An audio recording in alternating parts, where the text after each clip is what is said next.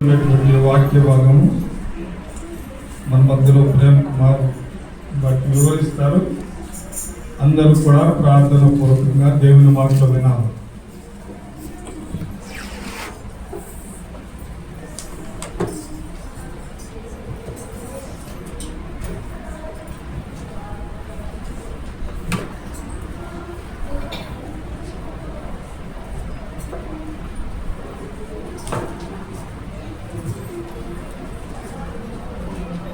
చదవబడిన వాక్య భాగాన్ని దేవుడు దీవించినట్లు ఒక చిన్న ప్రార్థనతో మనం ఈ యొక్క ధ్యానాన్ని ప్రారంభించుకుందాం.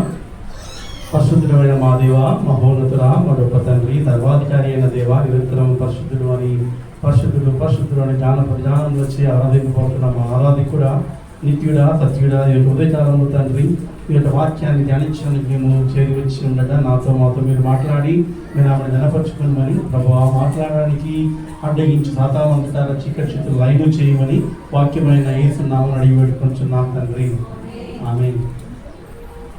ఈ చదవబడిన 109వ కీర్తన ఎవరు రాశారు అని మనం గమనించినట్లయితే అక్కడ పైన మనం అర్థం చేసుకోవచ్చు, ప్రధాన గాయకుడికి దావీదు కీర్తన. ఇక్కడ ప్రధాన గాయకుడు ఎవరండి? ప్రధాన గాయకుడు ఎవరు చెప్పండి? మన ప్రధాన గాయకుడు తండ్రి అయిన మన దేవుడు. అక్కడ యెహోవాను గురించి మాట్లాడుతున్నాడు. ఈరోజు మనము నేరుగా యేసుక్రీస్తు ద్వారా మన తండ్రిని మనం చేరేవారిగా ఉన్నాం. అయితే ప్రధాన గాయకుడికి దావీదు రాస్తున్న యొక్క కీర్తన మనం గమనిస్తున్నాము. ఇందులో 31 వచనం ఉన్నట్లుగా మనం చూస్తున్నాము. 31 verses. ఈ 31 వచనాల్లో ఇది 109వ కీర్తన చదువుతుంటే ఒక రకమైన ఇబ్బందిని నేను అనుభవించాను.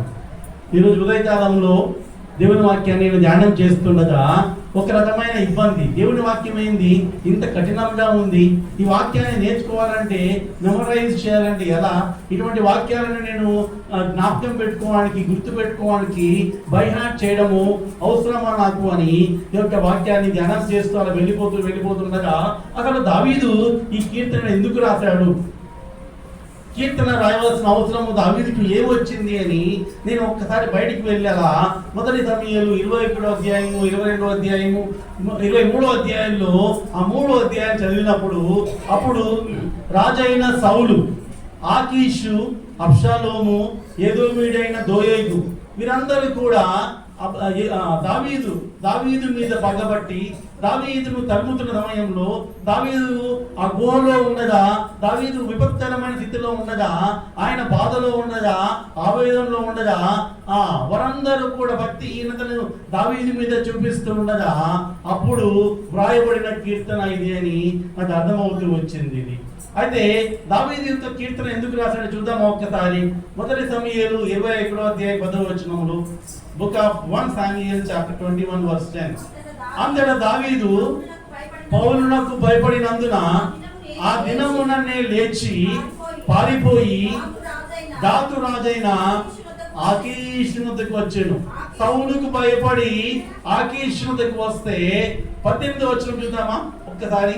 12వ వచనం. దావీదు ఆ మాట తన మనసులో ఉంచుకొని గాతు రాజైన ఇదేంటి, సౌలుకు భయపడి ఆకీషు వద్దకు వస్తే ఇక్కడ ఆకీషు కూడా దావీదు భయపడుతున్నట్లుగా మనం చూస్తాము.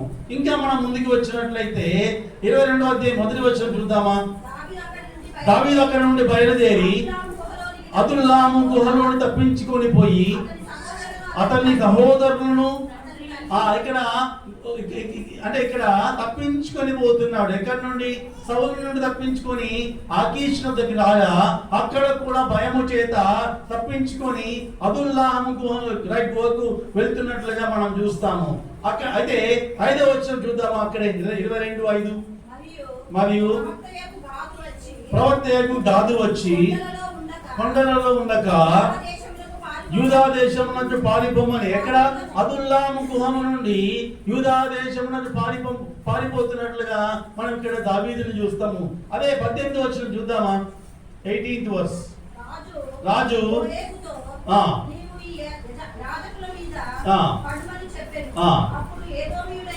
ఏదోమీయుడైన దోయేగు యాజకుల మీద పడి ఏబోదు ధరించుకున్న 85 ఆ దినమున హతము చేసెను.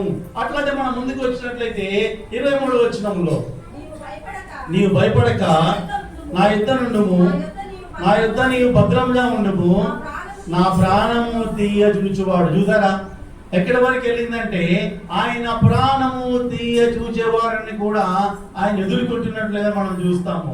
అటువంటి విపత్కరమైన సమయాల్లో దావీదు యొక్క కీర్తన రాస్తున్నట్లుగా మనం చూస్తాము. ఈ కీర్తన శత్రువులకు వ్యతిరేకంగా వారు చేసిన పాపాలను, వారికి రావాల్సిన శాపాల గురించి ఈ కీర్తన వ్రాయబడినట్లుగా మనం చూస్తాము.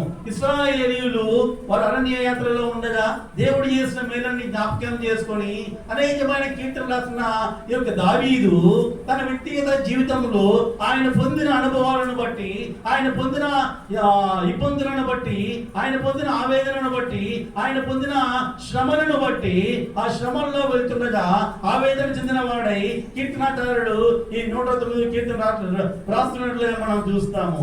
ఇది దావీదు యొక్క జీవితంలో ఆయన రాసిన శాపాల గురించి, పాపాల గురించి అది ఎక్కువగా వ్రాయబడిన కీర్తనలో ఇది చివరి కీర్తన. ఈ కీర్తనలో ఉన్న శాపాల కంటే శాపాలు చాలా భయంకరమైనవి. ఎందుకు అంటే ఈ 109 కీర్తన చదువుతుంటే నాకే భయమేసింది. ఒక భయంకరమైన కీర్తనగా నేను దీన్ని ధ్యానం చేస్తూ వచ్చాను. ఇది ఎందుకు అంటే ఒక్కసారి 8వ వచనం చూద్దామా. 8వ వచనం, వాని జీవిత దినములు కొద్ది వగును గాక, వాని ఉద్యోగమును వేరొకడు. ఇది ఈ కీర్తనకు మరొక పేరుంది. అదేంటంటే ఇది జూడాసామ్ అంటారు. ఇది యూదాకు సంబంధించిన కీర్తన, యూదా గురించి వ్రాయబడిన కీర్తన అని ఇది మనం చెప్పవచ్చు. అంత మాత్రమే కాకుండా ఇది ప్రవచనాత్మకమైన కీర్తన అని మనం చెప్పుకోవచ్చు. ఏ విధంగా చెప్పవచ్చు అంటే, అపోస్తుల కార్యములు 1వ అధ్యాయము 20వ వచనం చూద్దామా. అపోస్తుల కార్యములు, book of acts chapter 1 verse 20. అపోస్తుల కార్యములు 1వ అధ్యాయం 20వ వచనం, అతని ఇల్లు పాడైపోవును గాక, దానిలో ఎవడునూ కాపురం ఉండకపోవును గాక, అతని ఉద్యోగము. చూసారా, పాత నిబంధనలో దావీదు కాలంలో దావీదు రాయబడిన కీర్తన, దావీదు చెప్పబడిన మాట కొత్త నిబంధనలో యూదా విషయంలోది నెరవేరినట్లుగా మనం చూస్తాము. కాబట్టి ఈ యొక్క కీర్తన ప్రవచనాత్మకమైన కీర్తన, ప్రాఫెటికల్ సామ్ అని దీన్ని చెప్పవచ్చు. దీనికి ఉన్న మరొక పేరు ఏంటంటే జూడాసామ్, యూదాకు సంబంధించిన కీర్తన అని మనము దీన్ని చెప్పుకోవచ్చు. ఈ యొక్క కీర్తనను మనము ఈ విధంగా డివైడ్ చేసుకోవచ్చు. మొదటి 5 వచనాల్లో డిస్క్రిప్షన్ ఆఫ్ ద ఎనిమీస్, శత్రువుల గురించిన వర్ణన మనం చూస్తాము. మొదటి 5 వచనాల్లో 6 నుండి 15 వరకు specific curses against the enemy, నిర్దిష్టమైన శాపాలు, శత్రువులకు నిర్దిష్టమైన శాపాల గురించి వ్రాయబడినట్లుగా మనం చూస్తాము. 16 నుండి 20 వరకు రీజన్స్ ఫర్ ద జడ్జిమెంట్, తీర్పునకు, న్యాయానికి ఆయన ప్రార్థన చేసినప్పుడు దానికి సంబంధించిన కారణాలను అక్కడ కీర్తనకారుడు రాస్తున్నట్లుగా మనం చూస్తాము. 21 నుండి 25 వరకు కీర్తనకారుని యొక్క విన్నపము, సహాయము కొరకు కీర్తనకారుడు ఏ విధంగా మనవి చేసుకుంటున్నాడో ఆ విన్నపాన్ని మనం చూస్తాము. 26 నుండి 31 వరకు ఆ రక్షణకై కీర్తనకారుడు ఆయన మొరను మనం చూస్తున్నాము. చూసారా, ఒక అద్భుతమైన కీర్తన ఇది. నేను ప్రారంభంలో భయపడినప్పటికీ కూడా ఈ యొక్క కీర్తన ధ్యానం చేస్తూ ఉండగా అందులో దేవుడిచ్చిన అద్భుతమైన తలాంతులు ఉన్న అద్భుతమైన తలంపులు నేను మీతో పంచుకుంటున్నాను ఇక్కడ. అయితే పాత నిబంధనలో ఉండే ఈ యొక్క శాపాలు ఏంటయ్యా? ఈ శాపాలని మనము ఒక్కసారి జ్ఞాపకం చేసుకుందామా? ఆ శాపాలు ఏంటో, పాపాలను చూద్దాము. 2వ వచనంలో వారు అబద్ధములు చెప్పుకొంచున్నారు. 3వ వచనంలో వారు ద్వేషపు మాటలు మాట్లాడుచున్నారు, నిర్నిమిత్తముగా నాతో పోరాడుచున్నారు. రైట్, వారు నా మీద పదబట్టి ఉన్నారు, ప్రతిగా కీడు చేయుచున్నారు, ద్వేషం ఉంచుచున్నారు అని చెప్పేసి ఈ 2 నుండి 6, 5 వచనాలు మనం చూస్తాము. ఎటువంటి వారంటే వారు వారు ద్వేషము చెప్పేవారు, పగబట్టేవారు, అబద్ధములు చెప్పేవారు, నిర్నిమిత్తముగా పోరాడేవారని మనం దేవుని వాక్యంలో చూస్తున్నాము. అయితే పోరాడే వారికి ఈయన ఏం చేయమంటాడండి? వారిని ఏం చేయమంటే చూద్దామా? 7వ వచనం నుండి, వారి ప్రార్థన పాపం అవ్వాలంట. ప్రార్థన పాపం అవ్వాలంట. వారి జీవిత దినములు కొద్ది వగును కాక, వారి ఉద్యోగం వేరొకడు, వారి బిడ్డలు, వారి భార్య, వారి బిడ్డలు పాడుబడిన ఇండ్లు ఏమవుతాయంట? దూరముగా జీవనము వెలుగుతుంది కాక, వారి ఆస్తి అంతా కూడా అప్పుల వారు, వారి కష్టార్జితం అంతా కూడా దోచుకోబడును గాక, వారి కృప చూపువారు వారు ఎవరికి లేకపోవరు గాక, తండ్రి లేని వారి బిడ్డలకు దయ చూపువారు లేరు, వారి వంశము నిర్మూలము చేయబడును గాక, వచ్చు తరము అందు వారి పేరు మాసిపోవును గాక, వారి పితరుల దోషము యెహోవా జ్ఞాపకం ఉంచుకొను గాక, వారి తల్లి పాపము తుడుపు పెట్టబడతయుండును గాక, ఆయన వారి జ్ఞాపకమును భూమి నుండి కొట్టివేయినట్లు పాపముల నిమిత్తం యెహోవా సన్నిధిని కనబడుకును గాక, ఎలయనగా కృప చూపబడినని మాట మరచిపోవును గాక. చూసారా ఎంత భయంకరమైన శాపాల గురించి ఇక్కడ వ్రాయబడినట్లుగా మనం చూస్తాము.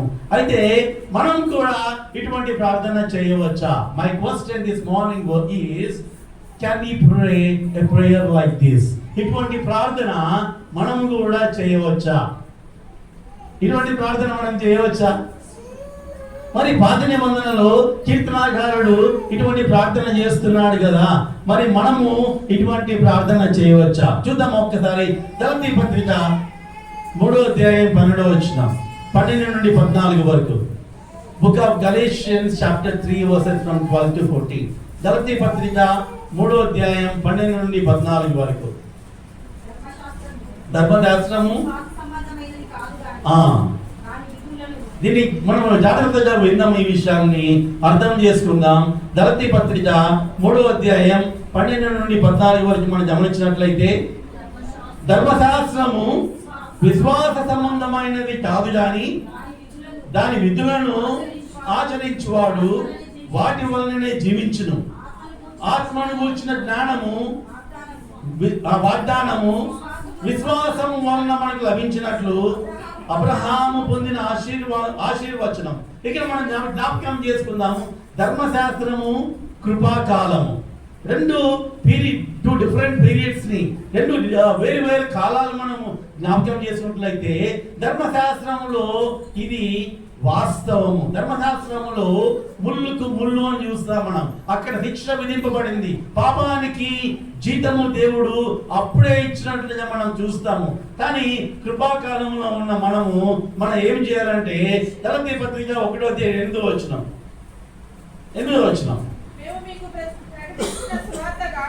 కాగా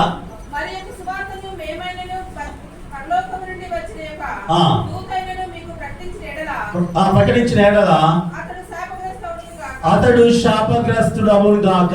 కొత్త నిబంధనలో ఉండే శాపం ఏంటి అంటే, యేసుక్రీస్తు సువార్త కాక, ఆయన ఇచ్చిన సువార్త కాక, దేవుని గ్రంథంలో ఉండే సువార్త కాక, యేసుక్రీస్తు భూలోకానికి వచ్చి మరణించి సమాధి చేయబడి తిరిగి లేచాడన్న సువార్త కాక మరి ఏదైనా సువార్త ప్రకటిస్తే అది శాపము అని దేవుని వాక్యం సెలవిస్తుంది.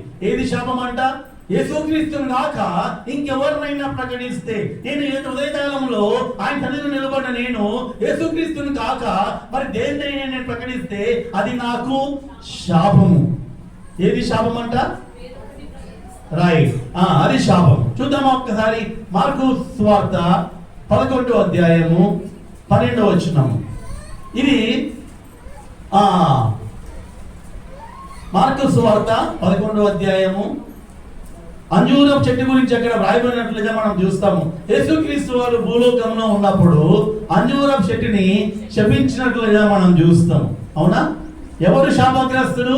యేసుక్రీస్తు సువార్త కాక, బైబిల్ గ్రంథంలో ఉండే సువార్త కాక మరి దేనినైనా ప్రకటిస్తే అది శాపం అని చూస్తాము. రెండవదిగా మనం చూస్తున్నాము, యేసుక్రీస్తు వారు భూలోకంలో ఉన్నప్పుడు ఒక చెట్టుని శపించినట్లుగా మనం చూస్తాము. రైట్. రోమా పత్రిక 12వ అధ్యాయము 13 నుండి 14 వరకు చూద్దామా. బుక్ ఆఫ్ రోమన్స్ చాప్టర్ 12, రోమా పత్రిక 12వ అధ్యాయము 13 నుండి 14 వరకు.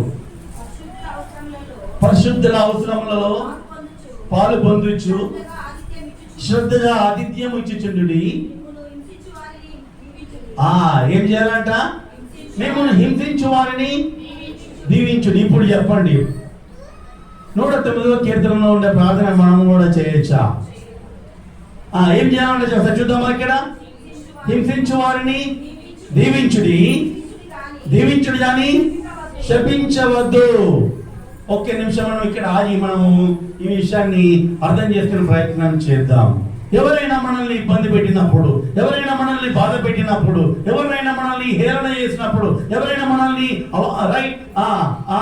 తిరస్కరించినప్పుడు, విసర్జింపబడినప్పుడు, లేదా ఒత్తిడికి గురైనప్పుడు, బాధింపబడినప్పుడు, నీవు ఎన్నిక లేని వాడిగా నీవు తృణీకరింపబడినప్పుడు నువ్వు ఏం చేయాలంట? ఏం చేయాలంట? ఏం చేయాలంట? దీవించాలంట. ఇదేంటి మరి? దావీదు చేసిన ప్రార్థన ఏంటి అంటే, దావీదు దేని కింద ఉన్నాడు చెప్పండి? ధర్మశాస్త్రం కింద ఉన్నాడు. ఆయన అక్కడ యేసుక్రీస్తు వారి సమయంలో ఆయన మరణించి ఆయన రక్తము కార్చలేదు కాబట్టి, ఆయన కృపాకాలంలో లేడు కాబట్టి అప్పుడు ఆ ప్రార్థన చల్లింది.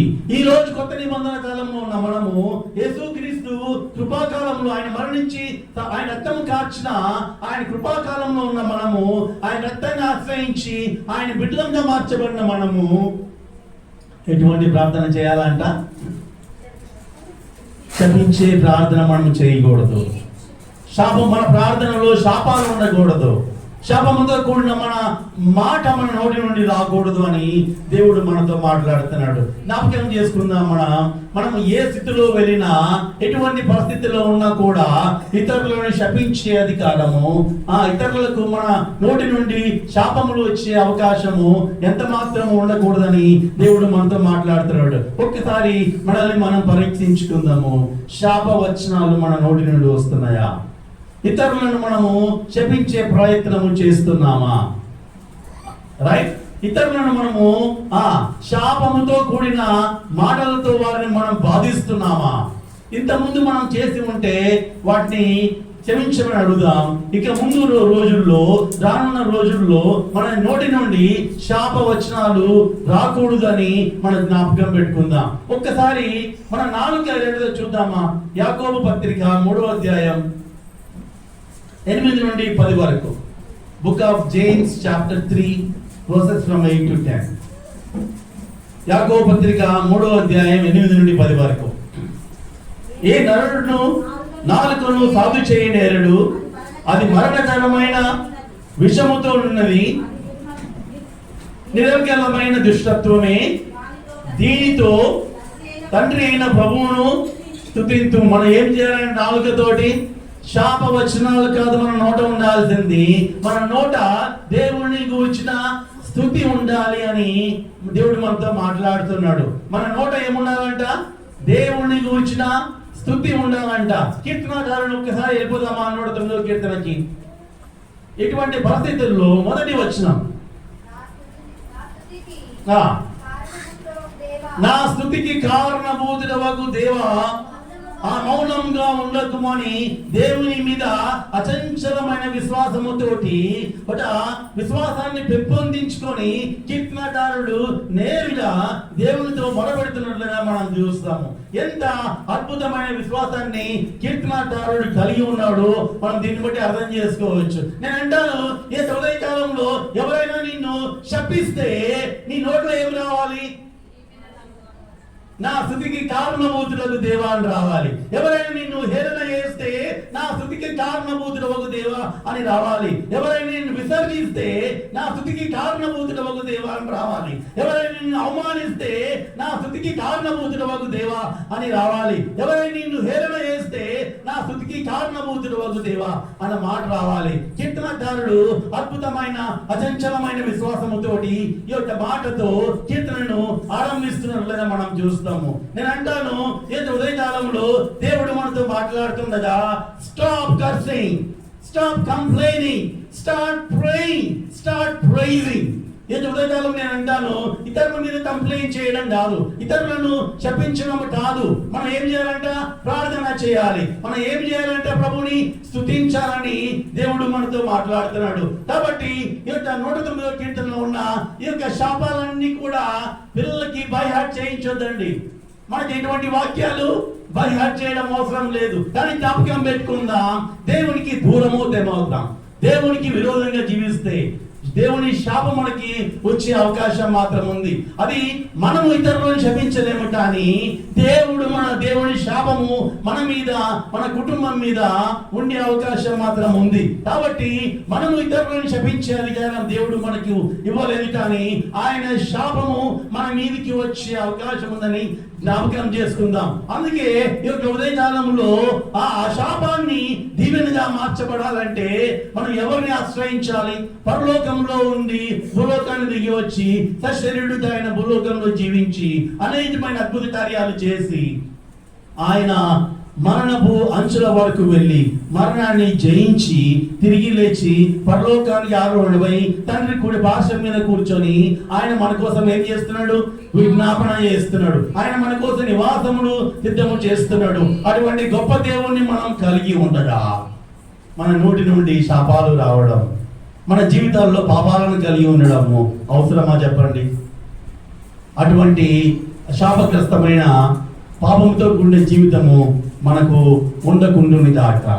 అంత మాత్రమే కాకుండా మన నోటి నుండి ఎల్లప్పుడూ దేవుని గురించిన స్తుతి వచ్చుని గాక. నా స్తుతికి కారణభూతుడవగు దేవా. మన ప్రార్థన దేంతో ఆరంభం అవ్వాలంట? నా స్తుతికి. మన స్తుతికి కారణం ఎవరండి? ఈరోజు మన స్తుతికి కారణం ఎవరు?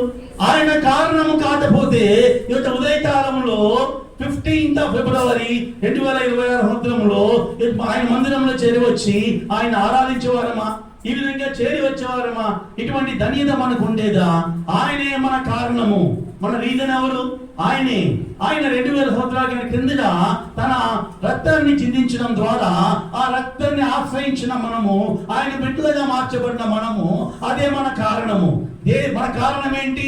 యేసుక్రీస్తు రక్తమే కారణము, ఆయన మరణమే కారణము, ఆయన పునరుద్ధానమే కారణము, ఆయన పరలోకానికి ఆరోహణమే అవడమే కారణము, ఆయన తిరిగి రానయ్యున్నాడు. కాబట్టి అది ఒక కారణంగా ఆయన ఇచ్చిన వాక్యాన్ని చేత పట్టుకొని ఆయన మందిరంలో చేరొచ్చిన మనము ఏమనాలంట? నా స్తుతికి కారణభూతుడవగు దేవా అని మనం దేవుణ్ణి ఆరాధించవలసిన వారమై ఉన్నామని దేవుడు మనతో మాట్లాడుతున్నాడు.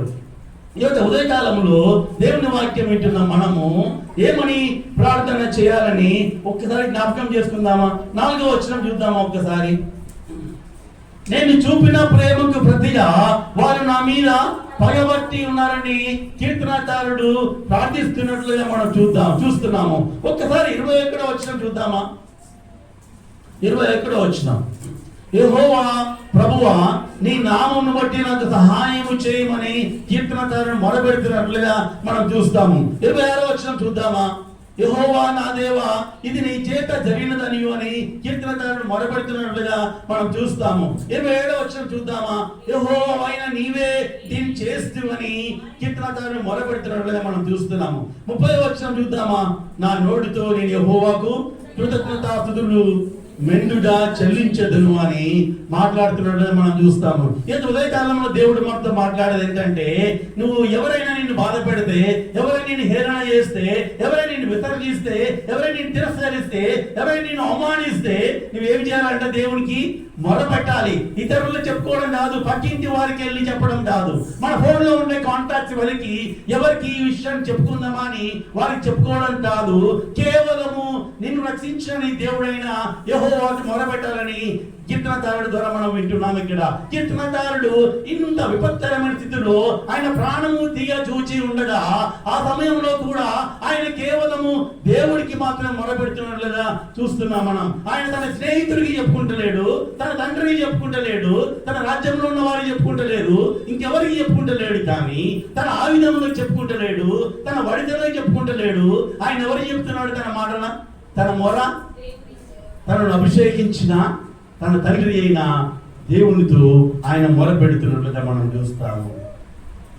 అటువంటి అభిషేకం పొందిన దావీదు కేవలం దేవుణ్ణి మొరపెడుతూ ఉంటే, దేవుని బిడ్డలుగా పిలువబడిన మనం ఎవరికి మొరపెడుతున్నాం? ఈ లోకంలో ఉండే అధికారులకు మొరపెడుతున్నామా?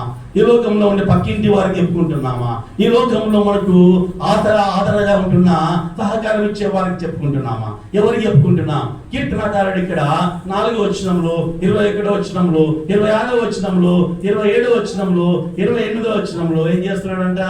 దేవునికి మొరపెడుతున్నట్లుగా మనం చూస్తాము. అంత మాత్రమే కాదు, మొరపెట్టడమే కాదు కీర్తనకారుడు చేసిన పనిని ఆయన ఏం చేస్తున్నాడు చూద్దాం. ఒకసారి 30వ వచనం, అనేకుల మధ్య నేను ఆయన్ను స్తుతించదను. ఎంతమంది మధ్యలో అంట? ఒక్కసారి 108వ కీర్తన 3వ వచనం చూద్దామా. 108వ కీర్తన 3వ వచనం ఎక్కడమ్మా? ఎక్కడెక్కడది? జనుల మధ్య నీకు కృతజ్ఞతాస్తుతులు చెల్లించదనని కీర్తనకారుడు అంటున్నాడు.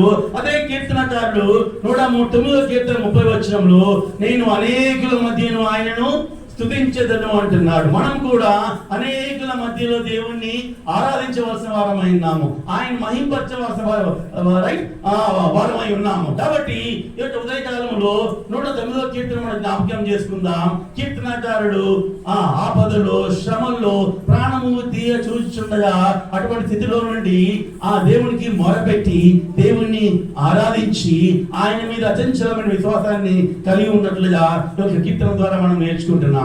కాబట్టి జ్ఞాపకం పెట్టుకుందాం మనం. Stop cursing, stop complaining, start praying, start pricing. నేను అంటాను, ఇతరుల మీద కంప్లైంట్ చేయడం కాదు, ఇతరులకి శాపవచనాలు చెప్పడం కాదు. దేవునికి మొరపెడదాం, దేవుణ్ణి ఆరాధిద్దాం. ఆ విధంగా చేయడానికి దేవుడు మనకు సహాయం చేయను గాక.